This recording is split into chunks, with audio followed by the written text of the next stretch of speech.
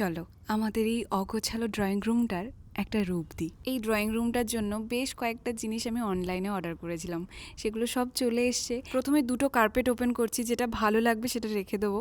এটা 3x5, কোয়ালিটিটা খুব ভালো, কিন্তু একটু ছোট লাগলো এই জায়গাটার জন্য। আর একটা ব্রাউন কালারের, এটা হচ্ছে 4x6, এটা একটু বড়, আবার আগেরটার তুলনায় অনেকটা দামে কম, তাই এটাই রেখে দিচ্ছি।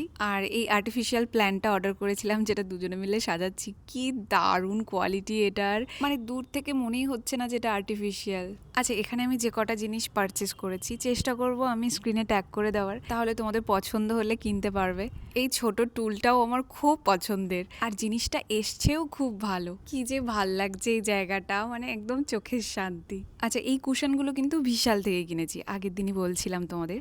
লাস্ট আছে একটা সেন্টার টেবিল, দেখি এবারটা কেমন এসছে, কারণ আগেরবারেও অর্ডার দিয়েছিলাম, তোমাদেরকে দেখিয়েছিলাম, ওটার একটু প্রবলেম ছিল বলে রিটার্ন মেরে দিয়েছিলাম। এবারেরটা বেশ ভালো এসছে, কোনো প্রবলেম নেই, ঠিক যেই কালারটা অর্ডার দিয়েছিলাম ওটাই এসছে। দেখো, প্রোডাক্ট ট্যাগ করতে গিয়ে সেম প্রোডাক্ট হয়তো আমি নাও পেতে পারি, তাই সিমিলার প্রোডাক্ট ট্যাগ করে দেবো। এবারে তোমরা চাইলে তোমাদের পছন্দ মতো পারচেস করতে পারো। মেকওভারটা কেমন লাগলো ড্রয়িং রুমে জানিও।